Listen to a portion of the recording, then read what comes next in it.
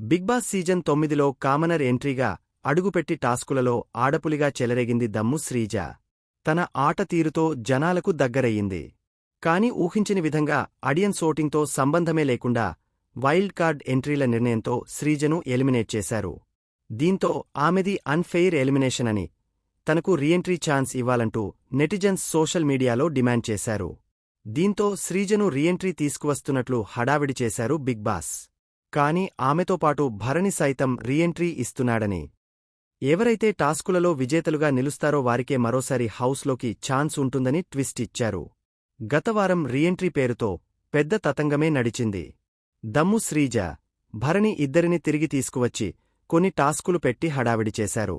చివరకు audience voting అంటూ మెలిక పెట్టారు. చివరకు భరణికి ఎక్కువ ఓటింగ్ వచ్చిందంటూ శ్రీజను మరోసారి ఎలిమినేట్ చేశారు.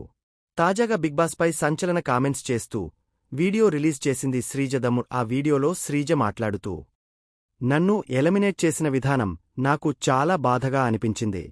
స్టేజ్ మీదకు వెళ్లేవరకు నాకు ఏం అర్థం కాలేదు. ఏదైనా సీక్రెట్ టాస్క్ ఇస్తున్నారేమో, లేదా నన్ను సీక్రెట్ రూంలో పెడుతున్నారేమో అనుకున్నాను. కాని వెంటనే బజ్ ఇంటర్వ్యూ ఉంది అని చెప్పి షాకిచ్చారు. ఇంటికి వచ్చిన తర్వాత చాలా బాధపడ్డాను. తర్వాత బిగ్ బాస్ ఎపిసోడ్స్ కూడా ఏం చూడలేదు.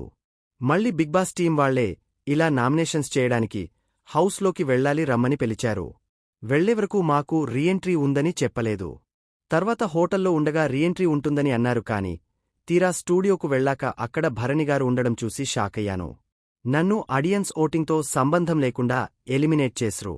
అందుకే నన్ను పిలిచారు అనుకున్నాను. కాని భరణిగారిని ఎందుకు రీఎంట్రీకి పిలిచారు?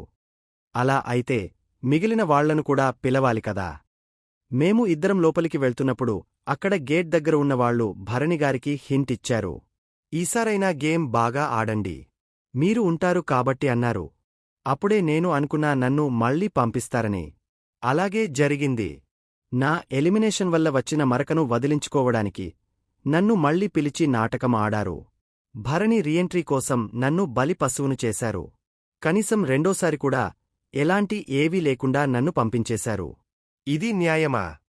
నా జర్నీ వీడియో మాత్రం ఇవ్వండి చాలు అంటూ భావోద్వేగానికి గురైంది.